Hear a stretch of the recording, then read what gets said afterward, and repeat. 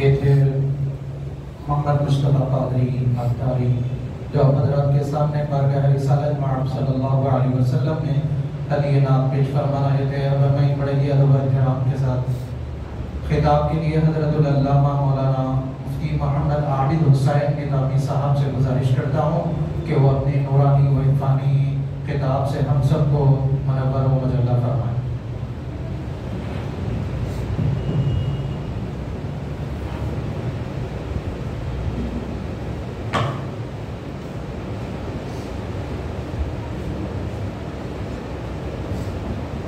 السلام علیکم ورحمۃ اللہ وبرکاتہ۔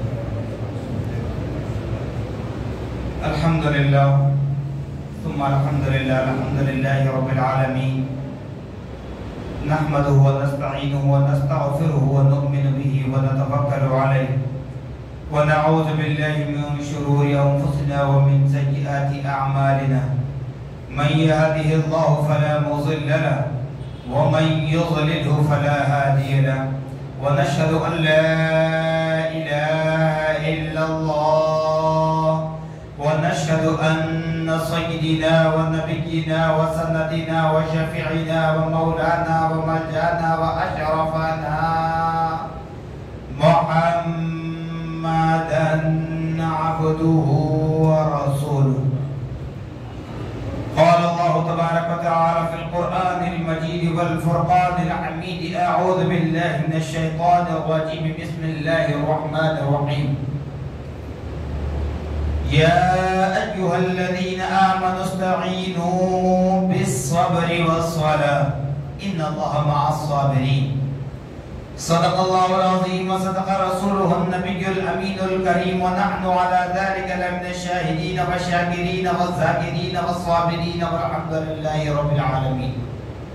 قال الله تبارك وتعالى في شأن حبيبه المصطفى ورسوله المجتبى صلى الله تعالى عليه وسلم: إن الله وملائكته يصلون على النبي يا أيها الذين آمنوا صلوا عليه وسلموا تسليما.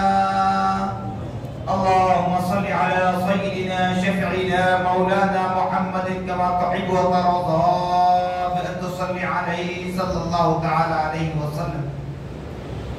نبی اور آل نبی پر پھر ایک مرتبہ آواز بلند درود پاک پڑھیں: اللہم صل علی سیدنا شفیعنا مولانا محمد معدن الجود والکرم منبع العلم والحلم والحکم وآلہ واصحابہ وبارک وسلم صلاة وسلاما علیک یا رسول اللہ صلی اللہ تعالی علیک وعلى آلك وأصحابك وأزواجك وذرياتك وأهل بيتك أجمعين، سبحان ربك رب العزة عما يصفون وسلام على المرسلين والحمد لله رب العالمين۔ الحمدللہ، تمام تعریفیں اس ذات اقدس کے لیے ہیں جو سارے عالموں کا پروردگار ہے، جس نے ساری کائنات کو پیدا فرمایا، ساری کائنات کو روزی دے رہا ہے، میدان محشر کا مالک و مختار ہے۔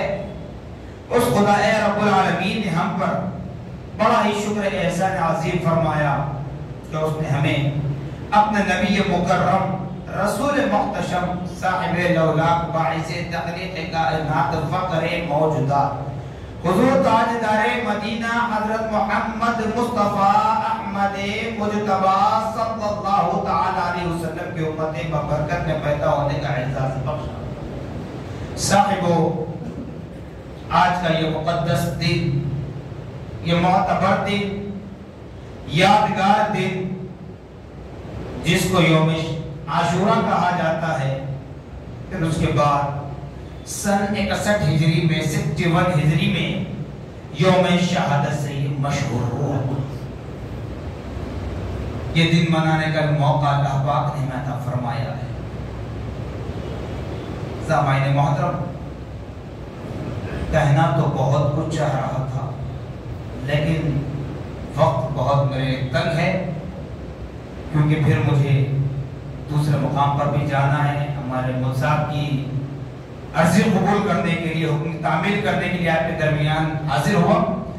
کچھ ایک آدھ واقعات میں آپ کو بتلاتے ہوئے میدان کربلا کے اور میدان کربلا کیوں واقع ہوا وہ بتاتے ہوئے میں رخصت ہو جاؤں گا۔ سب سے پہلے یہ دیکھ لیں کہ قرآن مقدس میں اللہ رب العالمین فرما رہا ہے یا ایھا الذین آمنوا استعینوا، اے وہ لوگوں جو ایمان لائے ہو، جن کے دلوں میں ایمان ہے، اللہ پاک ان سے مخاطب ہو کر فرما رہا ہے، کیا فرما رہا ہے؟ استعینوا، مدد طلب کرو، ہیلپ مانگو، ہیلپ چاہو، مدد طلب کرو۔ کس سے؟ اب یہاں پر دیکھ لیں، تفصیلات میں نہیں جاؤں گا کیونکہ ہمارے درمیان آج کچھ ایسے نئے فتنے پیدا ہو رہے ہیں، کہتے ہیں کہ نبی کا وسیلہ کیوں، ولی کا وسیلہ کیوں، غریب نواز کا وسیلہ کیوں، شہداء کا وسیلہ کیوں، یہ سب باتیں ہو رہی ہیں۔ تو ان تمام باتوں کا یہاں خاتمہ ہوتا ہے۔ اللہ پاک فرما رہا ہے کہ لوگوں تم مدد طلب کرو صبر کے ذریعے۔ اب بتاؤ مجھے صبر کون ہے؟ کیا صبر ماں ہے، باپ ہے، دادا ہے، نانا ہے؟ کیا صبر کوئی ولی ہے، کوئی تابعی ہے، کوئی تبع تابعی ہے، صحابی ہے، نبی ہے؟ کون ہے؟ کچھ نہیں ہے، کچھ نہیں ہے۔ صرف انسان کے جسم میں جو دل ہے اس کا ایک جز ہے، اس کا ایک حصہ ہے۔ اللہ تعالیٰ فرما رہا ہے کہ لوگوں کو مدد طلب کرو صبر سے، والصلاۃ، اور نماز سے، اور نماز سے۔ اب نماز کے لیے دیکھیے حضور پاک صلی اللہ تعالی علیہ وسلم نے جو فرمایا قرآن مقدس کے اعتبار سے، اقیموا الصلاۃ، اللہ پاک نے فرمایا اقیموا الصلاۃ، نماز قائم کرو۔ تو پیارے آقا صلی اللہ تعالی علیہ وسلم نے اس کی تشریح بیان کی، من اقام الصلاۃ فقد اقام الدین ومن ترک الصلاۃ فقد حطم الدین۔ جس نے نماز کو قائم کیا گویا اس نے دین کو قائم کیا، جس نے نماز کو چھوڑ دیا گویا اس نے اپنے دل سے ایمان کو نکال دیا، ایمان کو گرا دیا، ایمان سے خالی ہو گیا، خود وہ اس نے اپنے آپ کو خارج اسلام بنا دیا۔ یہ حضور پاک صلی اللہ علیہ وسلم فرماتے ہیں جیسے چھوٹے بچوں کو جو حدیث یاد دلائی جاتی ہے الصلاۃ عماد الدین، نماز دین کا ستون ہے۔ تو مطلب یہی ہے کہ ستون کے بغیر، پلر کے بغیر آپ کا چھت نہیں ٹھہر سکتا۔ دنیا میں کوئی انجینئر ایسا پیدا نہیں ہوا جو بغیر کسی ایک پلر کے چھت کو کھڑا کر کے بتا دے جی۔ تو ایسے ہی نماز ایمان والے کا پلر ہے، جس کے دل میں ایمان ہے اس کے ایمان میں ایک پلر ہے۔ جب وہ پلر سلامت ہے تو پھر ایمان کا چھت سلامت ہے۔ اگر پلر چلا جائے تو نماز چلی جائے تو ایمان اس کا ختم ہو جاتا ہے۔ اسی طرح نماز کے لیے حضور پاک صلی اللہ علیہ وسلم نے بھی فرمایا الصلاۃ معراج المؤمنین، نماز مومن کی معراج ہے۔ ایک جگہ پیارے آقا نے یہ بھی فرمایا نماز میرے آنکھوں کی ٹھنڈک ہے، اور یہ بھی فرمایا گیا مسلمان اور غیر مسلمان کے درمیان کوئی چیز ہے فرق کرنے والی تو وہ نماز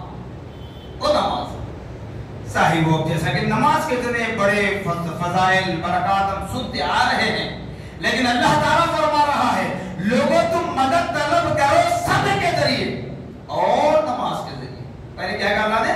صبر، قرآن میں ہے نا، دوسرا پارہ تیسرا رکوع، پہلے صبر سے بعد میں نماز سے، پھر اس کے بعد وہ آگے آئے کیا بتا رہی ہے؟ ان اللہ مع الصابرین، اللہ تعالیٰ صبر کرنے والوں کے ساتھ۔ تو اب بتاؤ، ہم ایک مسجد بنا کر بڑا اتراتے ہیں، مدرسے کی تعمیر میں حصہ لے کر بڑا اتراتے ہیں جی، روزہ رکھ کر کہتے ہیں میں روزہ ہوں، حج کر کے کہتے ہیں میں حج کر کے آیا، احسان جتاتے ہیں۔ تو اب بتاؤ اللہ تعالیٰ کہاں ہے؟ نہ نمازی کے ساتھ ہے، نہ روزے کے ساتھ ہے، نہ زکات کے ساتھ ہے، نہ حج کے ساتھ ہے، نہ قربانی کے ساتھ ہے، نہ مسجد بنانے والے کے ساتھ ہے، نہ مدرسے بنانے والوں کے ساتھ ہے، پھر کس کے ساتھ ہے؟ ان اللہ مع الصابرین، اللہ صبر کرنے والوں کے ساتھ ہے۔ اب صبر کیا ہے جس کے لیے اللہ تعالیٰ فرما رہا ہے مدد طلب کرو صبر کے ذریعے، صبر کو وسیلہ بنایا جا رہا ہے۔ پھر اللہ تعالیٰ فرما رہا ہے جب میں ساتھ ہوں تو صبر کرنے والوں کے، تو ایمان والوں، اب وہ صبر کس کے اندر ہے دیکھنا ہے، تو وہاں آپ کو حق اور باطل کی پہچان کرنی ہوگی۔ حق اور باطل کی पहचान करनी होगी। सिर्फ नाम के मुसलमान होने से कुछ नहीं चलता। जैसे कि हजरत बानी जामे निजामिया इमाम अनवर फारूकी अलैहि रहमतुल्लाह रिजवान तारीफ फरमाते हैं, जुबानी दावे काम आने वाले नहीं हैं। जब तक कि उस बात को जुबान से कहे और दिल से उसकी तस्दीक न करे, तब तक वो काफी नहीं होती। तब तक तुम्हारे ईमान की हरारत नहीं बता सकती, तब तक वो तुम्हारे अकीदे की अलामत नहीं बन सकती। इसलिए ऐ लोगों, जुबान से कहो तो दिल से उसके माना की भी तस्दीक कर लेना। क्यों? कि ये मुनाफिकत की अलामत है। सामने एक कहें, पीछे एक कहें, सामने तारीफ करें, पीछे उसकी बुराई करें, किसी एतबार से सामने एक बात हो, पीछे एक बात है। ये मुनाफिकाना हरकत है। ये आज की नहीं, मेरे प्यारे आका मोहम्मद रसूलुल्लाह सल्लल्लाहु ताला अलैहि वसल्लम के ज़माने ईने हयात से चलती आ रही। इसको कहते हैं मुनाफिक। तो मैदान करबला वाक़े होने की असल वजह, जिस तरह अल्लाह के हुक्म से प्यारे आका मोहम्मद रसूलुल्लाह सल्लल्लाहु ताला अलैहि वसल्लम ने अपने बाद अपने जाननशीनों की तरतीब बदला दी कि ये मेरे जाननशीन हैं, ये मेरे खुलफा हैं। हज़रत अबू बकर, हज़रत उमर, हज़रत उस्मान, हज़रत अली करमल्लाहु वजहुल करीम रज़ियल्लाहु ताला अन्हुम अजमईन। हज़रत अली की शहादत के बाद हज़रत इमाम हसन रज़ियल्लाहु ताला 6 माह तक उस मसनद को संभालते रहे। तफसीलात में और बता दो। अब यहाँ पर मैदान करबला वाक़े होने की सूरत इमाम हसन नहीं है, इमाम हुसैन भी नहीं है। क्यों? इसलिए कि अल्लाह पाक ने जब मां फातिमा रज़ियल्लाहु ताला अन्हा की आगोश में इमाम हुसैन को तवल्लुद फरमाया, तब जो नाम रखे गए अल्लाह के हुक्म से, नबी मुकर्रम सल्लल्लाहु ताला अलैहि वसल्लम ने अपनी नबूवत वाली जुबान मुबारका से नाम रखे हसन करीमैन के हसन और हुसैन। तो हजरत इमाम हुसैन, हजरत इमाम हसन रज़ियल्लाहु ताला अन्हु दोनों नौजवाना में जन्नत के सरदार हैं। और ये दोनों भाई, दोनों को भी जुल्म और ज़ियादती के साथ मौत आई, यानी शहादत की मौत। तो हम क्या करते हैं, सोशल मीडिया हमारे हाथों में है, सारी दुनिया हमारे हाथ में है, और जो चीज दिखती है उस पर अमल कर लेते हैं। सिर्फ इमाम हुसैन को याद किया जाता है। गलत कह रहा हूं तो बताइए। सिर्फ इमाम हुसैन को याद किया जाता है, चाहे वो आलम वाले हो, मातम वाले हो, कोई हो, सिर्फ इमाम हुसैन को याद करते हैं। जब मेरे प्यारे आका सल्लल्लाहु ताला अलैहि वसल्लम हो, मां फातिमा रज़ियल्लाहु ताला अन्हा हो, हजरत अली शेख खुदा करमल्लाहु वजहुल करीम हो, दोनों हसन करीमैन से मोहब्बत की थी। दोनों को एक ही प्यार दिया था, एक ही लाल दिया था। ऐसे नहीं कि इमाम हसन को चुपके से शहादत होगी तो इमाम हसन को कम लाड़ो प्यार किया जाए, और इमाम हुसैन को भूखा प्यासा रखकर मारा जाएगा तो इमाम हुसैन को ज्यादा लाड़ो प्यार किया जाए। ऐसे नहीं, दोनों भी तराजू के पल्ले हैं, किसी को भी आप कम ज्यादा नहीं कर सकते। उसकी तफसीलें बताओ कि जब हसन करीमैन रज़ियल्लाहु ताला अन्हुमा हुज़ूर अकरम सल्लल्लाहु अलैहि वसल्लम के सीने मुबारक पर चढ़कर खेलते थे, यही वजह है आज हम और हमारी कौम जो पीछे जा रही है।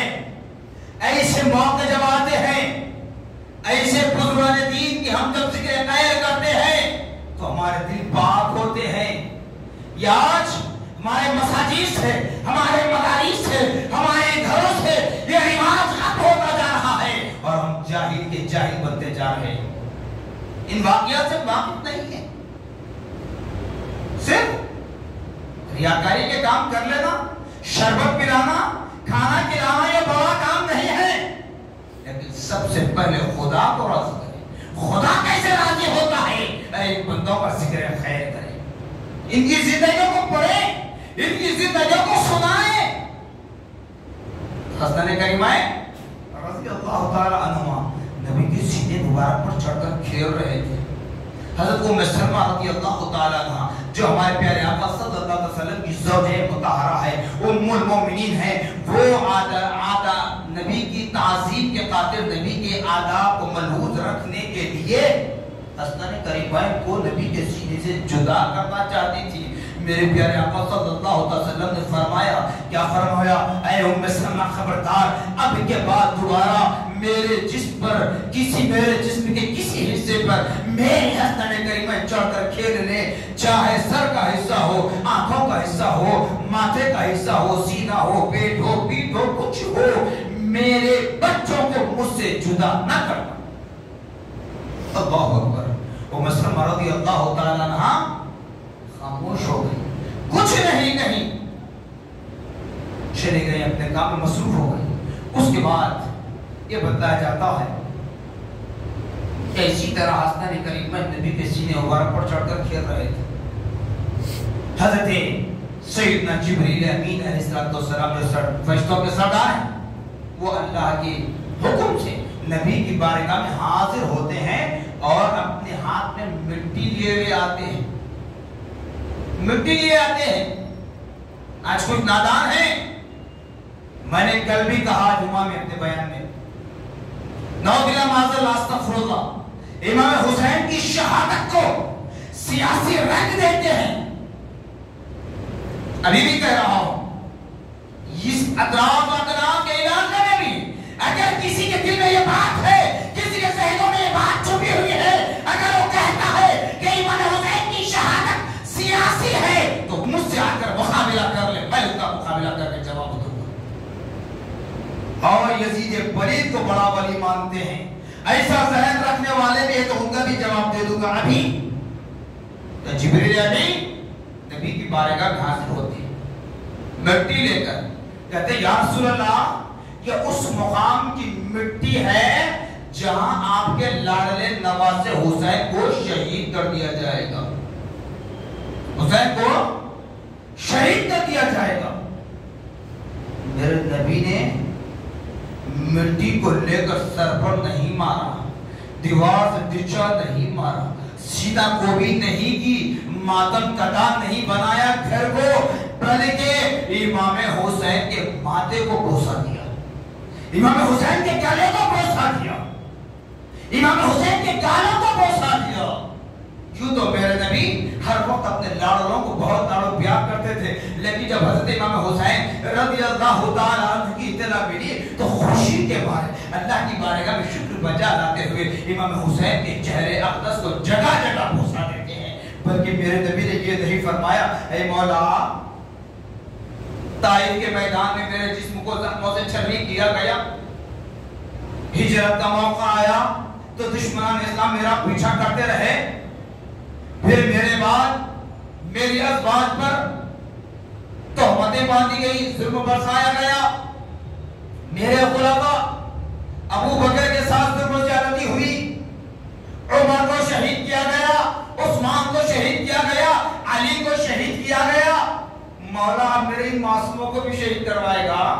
رب کی بارگاہ میں عرض گزار نہیں ہوئے، بلکہ شکر بجا لاتے ہوئے فرمایا کہ اللہ پاک نے میرے بعد میری آل کے ذریعے بھی اپنے دین اسلام کا کام لے رہا ہے، میرے بعد میری نسلوں سے ہاتھ مانگ کر بھی دین اسلام کی پرچم کو لہرانا چاہتا،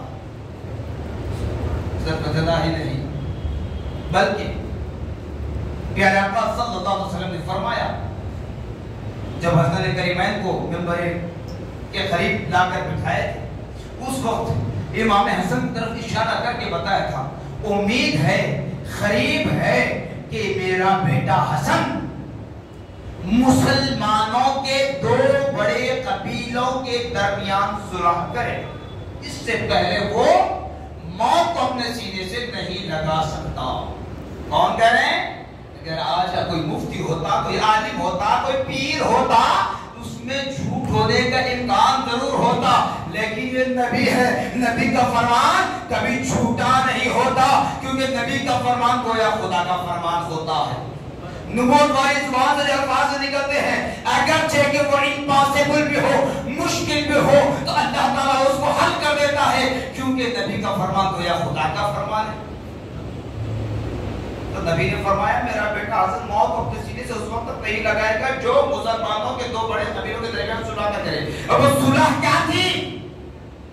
حضرت علی المرتضی رضی اللہ تعالی عنہ اور حضرت امیر معاویہ رضی اللہ تعالی عنہ، ان دونوں میں اختلاف تھا. دونوں بھی صحابی رسول ہیں. اختلاف کیا تھا؟ اور دونوں بھی نبی کے رشتہ داروں میں آتے ہیں. اختلاف کیا تھا؟ حضرت عثمان غنی کی شہادت کے بعد حضرت امیر معاویہ کہہ رہے تھے کہ حضرت علی سے عثمان کے قاتلوں کا بدلہ، لیکن حضرت علی فرما رہے تھے اے معاویہ اصل قاتل کا پتہ نہیں چل رہا ہے، کیونکہ قتل کرنے والا 1 2 3 4 یہاں ایک 20,000 کی فوج آ رہی ہے، سامنے آ کر کھڑی ہوتی ہے کہ ہم نے عثمان کو قتل کیا. اب حضرت علی شریعت کے اعتبار سے شریعت کو پیش نظر کر بتا رہے ہیں کہ اصل قاتل کا پتہ نہیں چل رہا ہے، اس لیے میں کسی کو قتل نہیں کر سکتا، کیونکہ ایک قاتل کی وجہ سب کو قتل کر کے میں قاتل بن جاؤں. تو یہ اجتہادی اختلاف دونوں کے درمیان چل رہا تھا. یہ کوئی اسلام کے خلاف نہیں تھا، اسلام میں کوئی بگاڑ نہیں تھی. تو الغرض حضرت امیر معاویہ نے ملک شام میں اپنی بادشاہت کا اعلان کیا، خلافت کا نہیں بادشاہت کا، حکمرانی کا. اس کے بعد حضرت علی کی بھی شہادت ہوئی 20 رمضان کو. اس کے بعد امام حسن رضی اللہ عنہ 6 ماہ تک اس مسند کو سنبھالتے رہے. میرے نبی نے فرمایا مسلمانوں کے دو بڑے قبیلوں کے درمیان جب تک صلح نہ ہوگا امام حسن موت اپنے سینے سے نہیں لگائیں گے. تو جھگڑا کیا تھا؟ مسند کا. ٹھیک ہے، امام حسن نے کہا سوچا میں ادھر سے فوج لے کر جاؤں، معاویہ ادھر سے فوج لے کر آئیں، دونوں کے درمیان لڑائی جھگڑا ہو جائے تو مرے گا کون؟ نقصان کس کا؟ مسلمان کا. پھر تاریخ کیا بنتی ہے؟ مسلمان نے مسلمان کو مارا.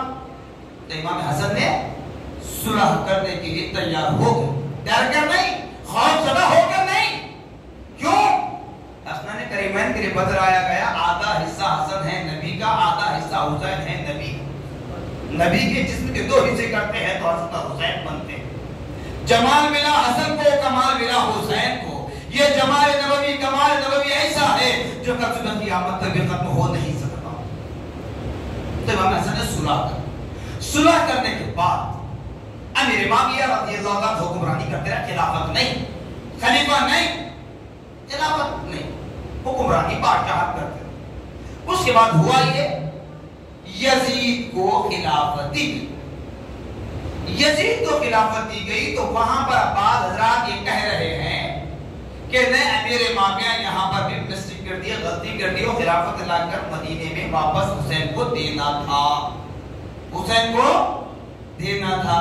اگر امیر معاویہ رضی اللہ تعالی عنہ اس خلافت کو، اس بادشاہت کو، اس حکمرانی کو مدینہ منورہ لا کر حضرت امام حسین کو دیے دیتے، میدان کربلا واقع نہیں ہوتا.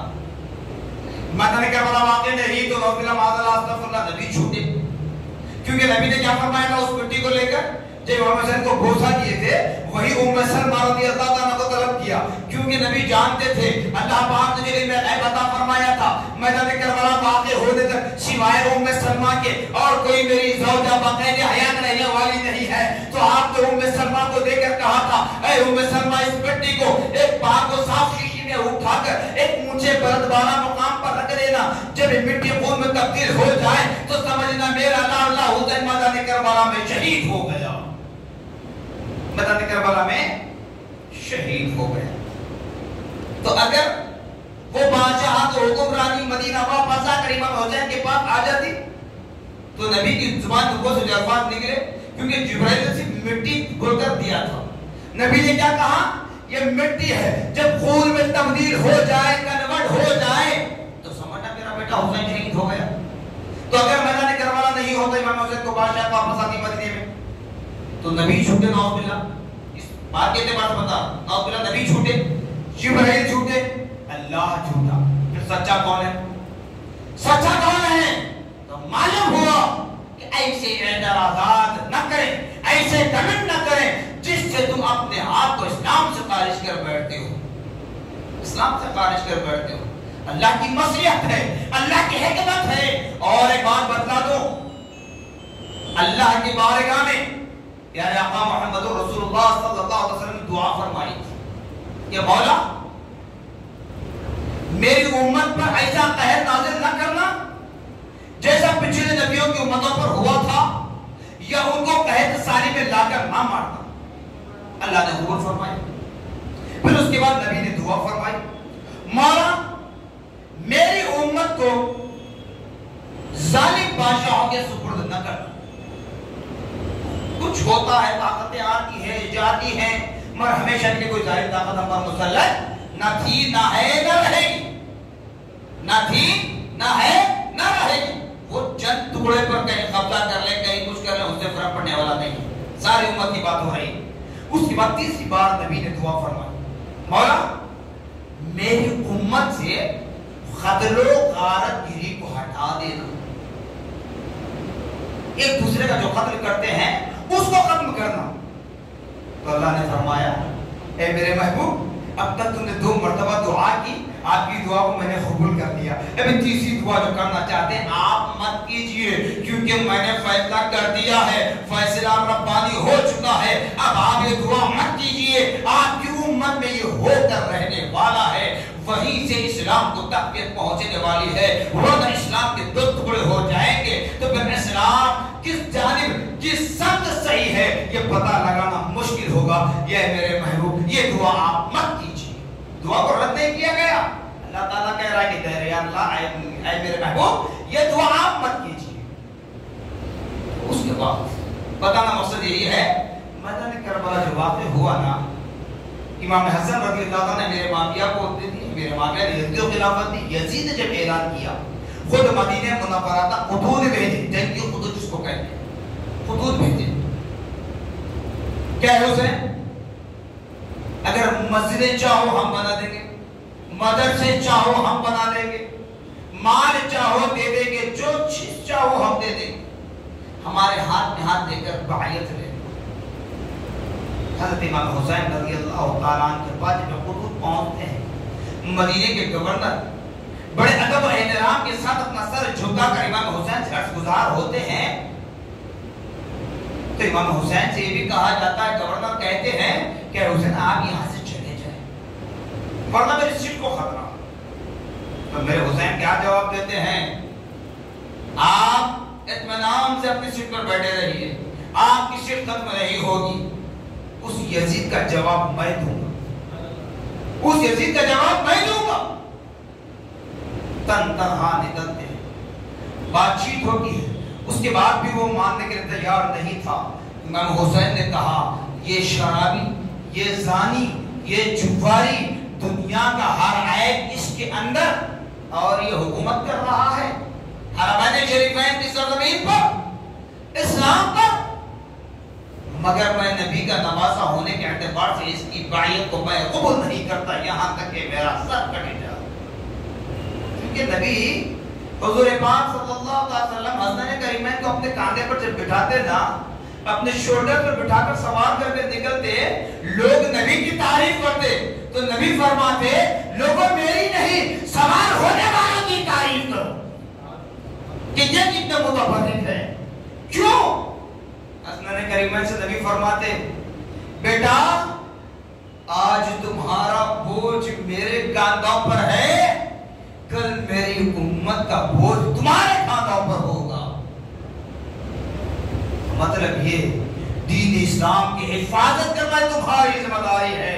میری امت میں طرح طرح کے لوگ ہوں گے، لیکن دین اسلام کو بچانا یہ تمہارا کام ہے، دین اسلام کو بچانا تمہارا کام ہے۔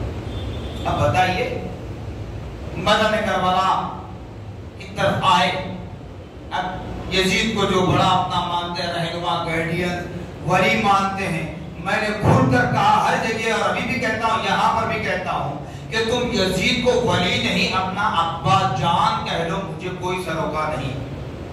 یزید کو اپنا دادا نانا کہو، مجھے کوئی سروکار نہیں۔ یزید پلید تھا، پلید ہے، پلید رہے گا، لعنتی ہے، لعنتی تھا، لعنتی رہے گا۔ یہ میں نے کہہ رہا ہوں، امام زید العابدین رضی اللہ تعالیٰ عنہ نے فرمایا، امام زید العابدین رضی اللہ عنہ حسین کے فرزند، اور حضرت زینب نے فرمایا، سب نے فرمایا لعنتی ہے، ہمیں کہتے نہیں تو میدان کربلا میں نہیں تھا. میدان کربلا میں نہیں تھا تو کیا ہوا؟ حکومت کس کی تھی؟ اگر اسی بات پر اڑے رہا ہوں تو ایک مثال دے دیتا ہوں. اسی بات پر اگر اڑے رہیں کہ یزید میدان کربلا میں نہیں تھا، ہم بھی کہتے ہیں نہیں تھا، تو اس پر اگر قصوروار کھڑا نہیں کرتے آپ، تو مجھے یہ بتائیے 2 سال پہلے 2021 میں کورونا وائرس کی وبا چلی. آپ کو کیسے پتا چلا کورونا ہے؟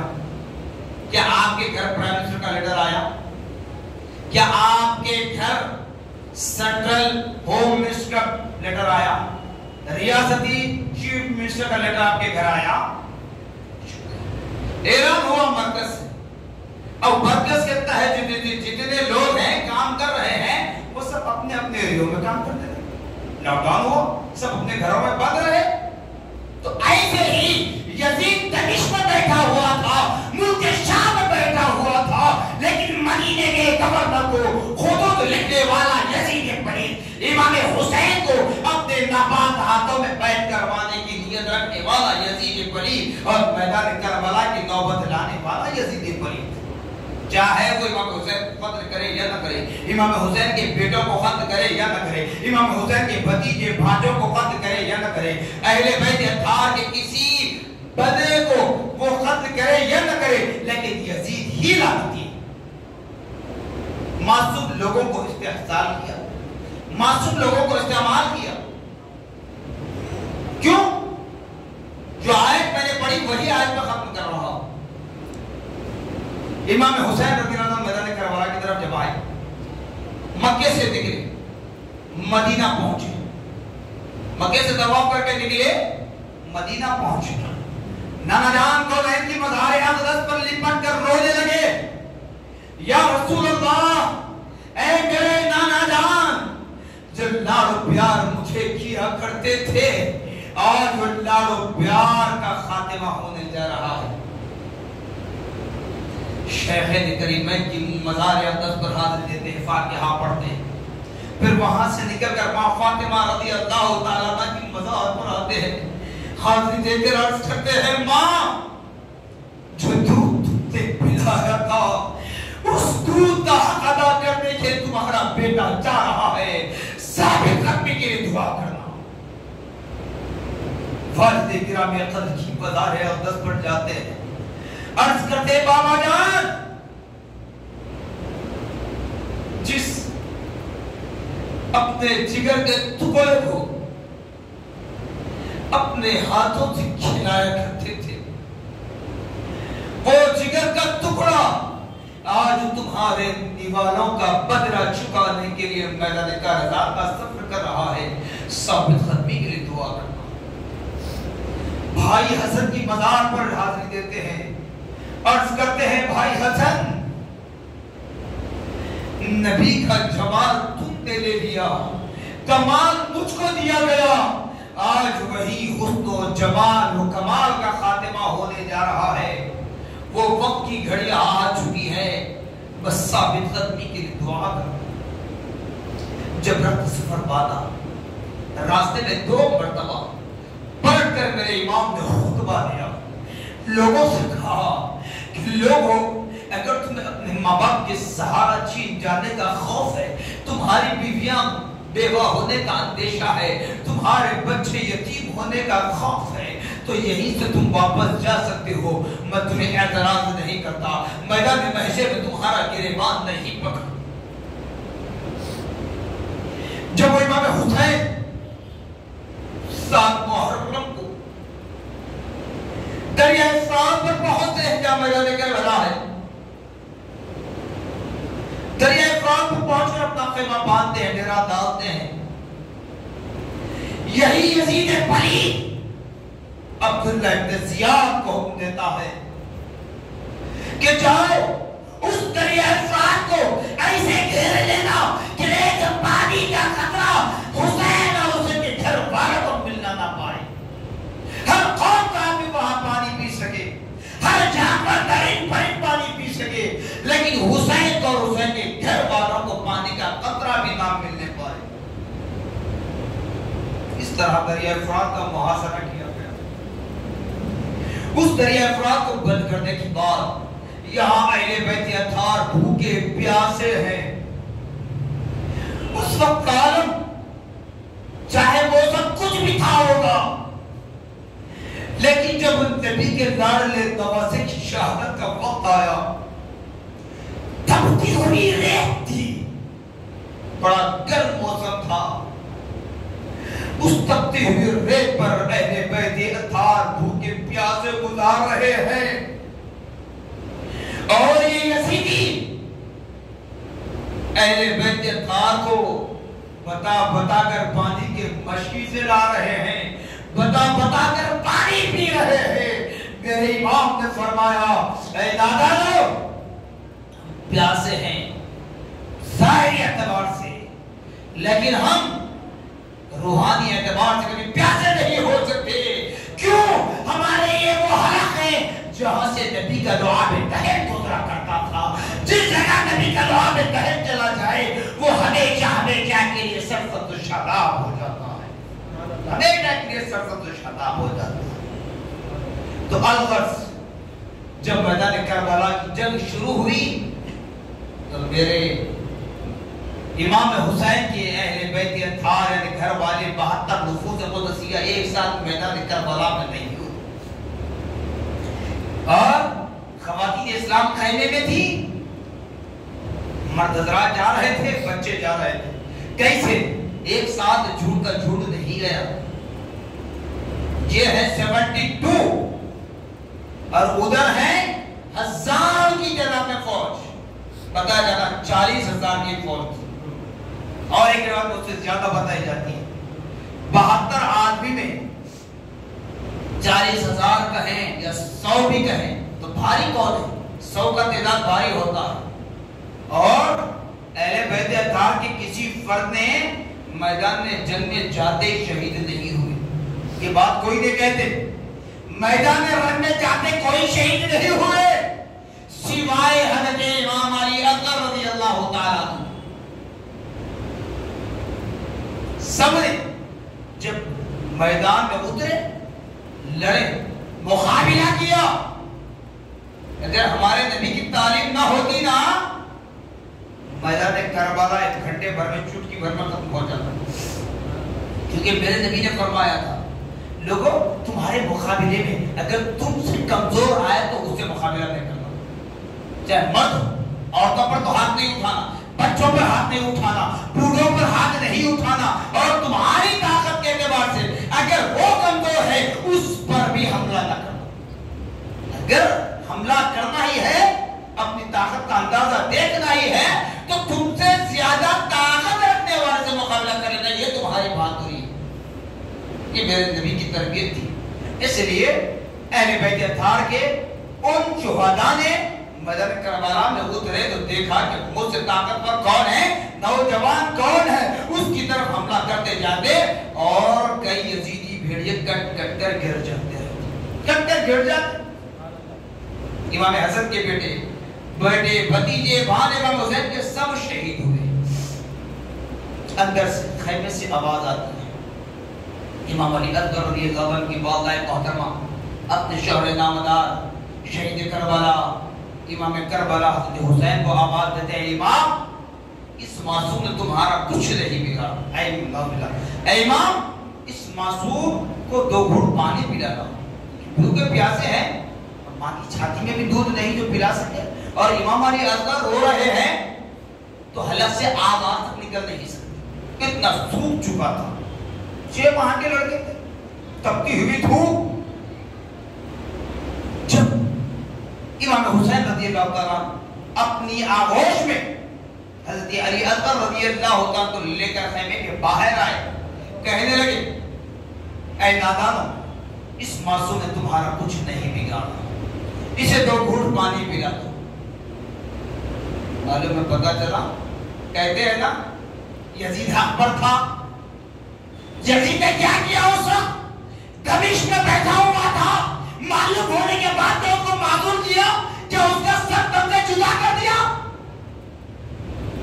हज़रत अली असगर रज़ियल्लाहु ताला अन्हु के लिए जब पानी का खतरा पूछा गया, مشکیزہ نہیں، 1 لیٹر آدھا لیٹر 1 گلاس پانی نہیں، پانی کا خطرہ 2 بوند جس سے حلق تر ہو جائے، 2 بوند۔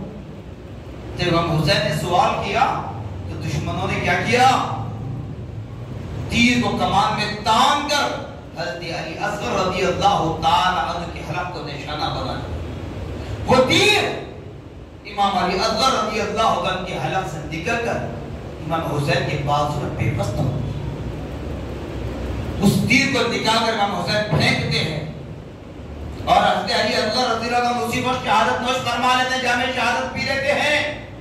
تو امام حسین کو لے کر سر پٹک کر میرے امام نے نہیں رویا، بلکہ خیمے میں لے جا کر ماں کی گودی میں دے کر کہتے ہیں لو تمہارے بیٹے نے ایسا جان بھی لیا اب قیامت تک پیاسا نہیں ہوگا، تمہارے بیٹے نے ایسا جان بھی لیا اب قیامت تک پیاسا نہیں ہوگا۔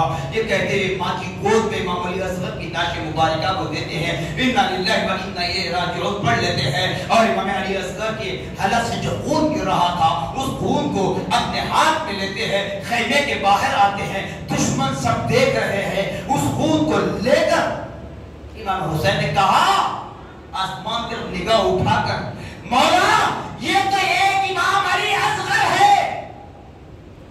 عباس علمبردار کے لیے نہیں کہا تھا جی، کسی کے لیے نہیں کہا، مگر امام علی اصغر کے چھوٹے ننھے بچے تھے نا، 6 ماہ کے لڑکے، تو کہا یہ تو ایک امام علی اصغر ہے، اگر ایسے ہزاروں علی اصغر بھی دے دیتا تو ایک ایک کر کے میں تیرا ہمیں قربان کر دیتا۔ یہ کہتے ہوئے اس کو علی اصغر کو آسمان کی طرف اچھالتے ہیں۔ اس کے بعد امام حسین رضی اللہ تعالیٰ نانا جان کونین کے امام شریف کو پہنتے ہیں اور ماں فاطمہ رضی اللہ تعالیٰ عنہا کی چادر مبارک اپنے کمر کا پٹا بناتے ہیں۔ بابا جان حضرت علی شیر خدا کی تلوار کو اپنی ہاتھ میں لیتے ہیں، بھائی حسن مجتبیٰ کی ڈھال کو ایک ہاتھ میں لیتے ہیں۔ مدینہ کرزار کی طرف جب بڑھتے ہیں تو آپ کی زوجہ مطہرہ، آپ کی صاحبزادیاں، آپ کی بہنیں رو رو کر کہتی ہیں بابا جان، بھائی جان، جتنے لوگ مدینہ کرزار کا سفر کیے کوئی زندہ واپس نہیں آئے، سب جامع شہادت نوش فرما کر آئے۔ بابا جان کیا آپ بھی جامع شہادت نوش فرمائیں گے؟ ہمارا سہارا کون بنے گا؟ حضرت امام حسین رضی اللہ تعالیٰ نے خاموشی اختیار کی۔ جب میدان کربلا میں اس در سوار گھوڑے پر جا رہے تھے، جیسے ہی میدان کرزار اترے، پلٹ کر کہا اللہ تمہارے ساتھ، اللہ تمہارے ساتھ ہے۔ تو بتاؤ، مکے میں بھی صحابہ تھے، مدینے میں بھی صحابہ تھے، کوئی نے آپ کا ساتھ نہ دیا اور آپ نے روکا، آپ کو روکنے کی کوشش کی، تب نے آپ نے یہی فرمایا میں نے بچپن میں نانا سے وعدہ کیا تھا، اسی وعدے نبوی کو نبھانا ہے، اسی لیے میں میدان کربلا کا سفر کر کے ہی رہوں گا۔ اس وعدے کو نبھانے کے لیے حضرت امام حسین رضی اللہ تعالیٰ میدان کرزار میں جب اترتے ہیں، بتایا جاتا ہے امام حسین کی تلوار چمک رہی ہے، تلوار نہیں دکھتی، بس تلوار کی دھار چمک رہی تھی، تلوار کی دھار ہوا میں چمک رہی ہے۔ یزیدی بھیڑیے کٹ کٹ کر گر جاتے ہیں۔ ایک نصیحت آواز دیتا ہے میدان کربلا میں اپنے یزیدی سپاہیوں کہ کسی طریقے سے حسین کو ختم کر دیا جائے، ورنہ تاریخ بن جائے گی کہ اسلام کے ایک سپاہی نے مل کر ساری یزیدی بھیڑیوں کو ختم کر ڈالا۔ مگر میرے امام نے میدان کربلا میں دشمنوں کے جرمٹ میں تیر و تلوار چل رہے ہیں، نیزے چل رہے ہیں، بھالے چل رہے ہیں، سب کچھ پار ہو رہے ہیں، پلٹ کر آواز دیتے ہیں، خطبہ دیتے ہیں، اے ظالموں، اے ظالموں، خدا را صداقت سے کام لو، موقع ہے ابھی میرے نانا کا دامن تھامو، ورنہ نہ پاؤ گے میرا خون، کچھ نہ پاؤ گے، مرنے کے بعد سیدھا جہنم میں چلے جاؤ۔ مگر ظالم کہاں سمجھتے ہیں؟ جو ان کے دل پر اللہ نے مہر لگا دی، سم بکم عمي فهم لا يرجعون فهم لا يعقلون فهم لا يسمعون فهم لا يبصرون۔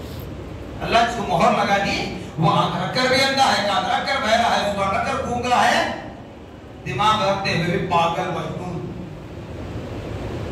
بہرحال ماننے کے لیے تیار نہیں تھے تو میرے امام حسین دوسرا خطبہ میدان کربلا میں دیتے ہیں. کیا کہتے ہیں؟ اے ظالموں، اب تک تم نے جتنے قتل کیے نا وہ سب کے سب قتل انسانی ہیں.